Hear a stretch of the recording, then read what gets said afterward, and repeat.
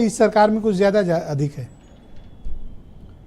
ब्रजेश जी, ये अफसर जो होते हैं ये जाति के नाम पे फायदा तो लेते हैं लेकिन कौम का आगे चल के कोई भला नहीं करते। तो ये आप कह लीजिए कि अफसरों के लिए कहा जाता है कि जिसके राज उसके पूत, यानी कि राजपूत। ये गांव आम लोग बहुत बोलते हैं इन सब बातों को।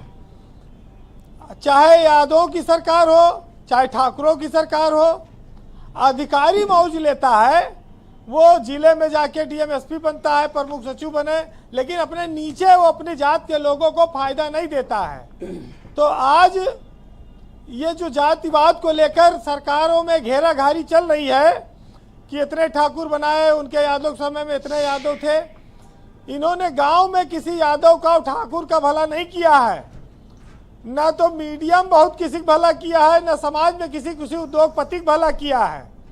ये अपना पेट भरने वाले अधिकारी होते हैं और उनको अपनी सुविधाओं से मतलब रहता है।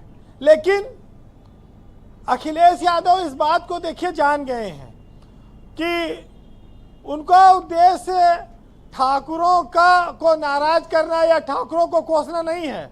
वो सरकार को चिढ़ा रहे हैं, वो इसका राजनीतिक लाभ ले रहे हैं। वो जानते हैं कि जो अधिकारी हैं वो इसका फायदा सरकार को नहीं, वो अपनी पोस्टिंग ले लेंगे लेकिन उसका फायदा सरकार को नहीं मिलेगा। वो अपनी सरकार में देख के आए हुए हैं। तो ये ब्रजेश जी ऐसा इस समय सियासत चल रही उत्तर प्रदेश में जिसमें जाति के नाम पर खाली नफा और नुकसान का राजनीतिक वोट बैंक का मामला है। इसमें जो ठाकुरों के नाम पर पद पर बैठे हुए लोग हैं वो कौम के रहनुमा नहीं हैं, वो खाली अपना लोग पर लोग सुधार रहे हैं। वैसे जब अखिलेश यादव ने एक पीडीए का नारा दिया था तब लोगों ने इस बात को माना था कि यह क्या नारा आ गया, लेकिन लोकसभा चुनाव के बाद इस नारे ने बहुत हलचल मचा दी है। भाजपा के सामने चुनौती ये आ गई कि मायावती काफी कमजोर हो गई, दलित वोट तेजी से बिखरने लगा। अब उस वोट को वो पहले थामे थी 2014 में, 2019 में, लेकिन 24 में संविधान और आरक्षण के नाम पर वो वोट भाग गया, सपा की तरफ भाग गया और सपा ने इस बात को भांप लिया। फिर यहाँ गए रामजी लाल सुमन इसमें, और रामजी लाल सुमन पर जो तमाम सारे उनके ऊपर अटैक होने लगे राजनीतिक से लेके और सामाजिक, उसका समाजवादी पार्टी मुद्दा बनाने में कामयाब रही। देखिए एक बात और जा खटकती है, मायावती समाजवादी पार्टी को जितना कोसती है उसको दलित अच्छा नहीं मान रहा है। वो ये मानता है कि मायावती बीजेपी के डर से शायद समाजवादी पार्टी को कोस रही हैं, तो दलित इससे भी मायावती से नाराज हो रहा है। अगर वो सपा को कोसने के बजाय भाजपा से लड़ती दिखें तो शायद दलित उनके साथ ज्यादा इंटैक्ट होगा। एक ये बहुत महत्वपूर्ण इसमें कारण है।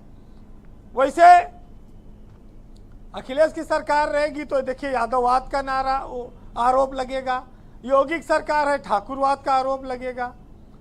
आरोप 10-5% लोग हैं, ये जो लोग कर्मचारी हैं, 80-90% कौम तो खाली है, वो अपने हिसाब से अपना नेता चुनती है।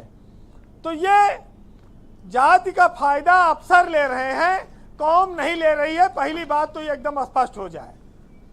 दूसरी, योगी सरकार में दलितों के अच्छे दिन आ गए हैं, ये भी जान ले लोग।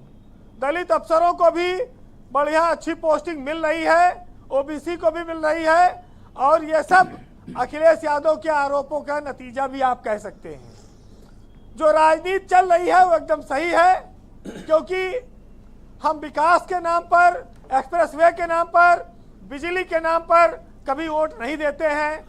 हम जातीय समीकरण देखते हैं, अपनी जात का नेता देखते हैं, तब हम वोट देते हैं। तो जो आज लोग कर रहे हैं उसमें कोई बुराई नहीं, कोई गलत काम वो नहीं कर रहे हैं। ब्रजेश जी, यूपी में असली लड़ाई जो है वो सब दलित वोटों की है, क्योंकि जब मोदी 2014 में प्रधानमंत्री बने थे तो ओबीसी और दलित वोटों का बहुत बड़ा हुजूम उनके साथ गया था और वो उसको बरकरार रखे थे, ले आए थे। लेकिन चूंकि 10 साल का वक्त बीत गया, उसके बाद से दलित वोट में जो एक बदलाव आया वो जी। मायावती को लेकर आया और मायावती की वजह से दलित कांग्रेस और सपा गठबंधन के साथ गया। वैसे हमारे यहाँ कहा जाता है कि गरीब वो नहीं है जो झोपड़ी में रहता है, गरीब वो है जो अपनी दौलत का घमंड झोपड़ी वालों पर दिखाता है। और सबसे बड़ी बात यह है कि सियासत हो, निजी जीवन हो, व्यापार हो, सामाजिक जीवन हो, जी, उपलब्धि और आलोचना ये एक दूसरे के पूरक रहे हैं। उपलब्धियां बढ़ेंगी तो निश्चित ही आपकी आलोचना भी होगी, उसको सहने के लिए आपको तैयार रहना होगा। फिलहाल जी वीरेंद्र जी, सियासत अपने पूरे स्वभाव पर है। गांव-गांव जाति पात के बंटवारा तेजी से है और अगड़े और पिछड़े में भी जम के चल रहा है। ठाकुर, तुम बाभन, तुम दलित, तुम यादव, ये सब पूरी तरह से माहौल गर्म है। लेकिन शांति भी है और नेता अपने मंसूबे में कामयाब होंगे कि नहीं, लेकिन साहित्य ये कहता है, सुनिएगा, कि रात तो वक्त की पाबंद है, ढल जाएगी, और देखना यह है कि चिरागों का सफर कितना लंबा है और खुली छतों के दिए तो कब के बुझ गए होते, और कोई तो है जो हवाओं के पर कतरता है। बहुत शुक्रिया वीरेंद्र जी, आपका बहुत बहुत धन्यवाद। ग्राउंड जीरो से अपना फीडबैक, ओपिनियन और पॉलिटिकल ऑब्जर्वेशन हम तक पहुंचाने के लिए आपका बहुत धन्यवाद। बहनों भाइयों, इस परिचर्चा का दूसरा चरण प्रारंभ करते हैं। दीपक रंजन, समाजवादी पार्टी के प्रवक्ता,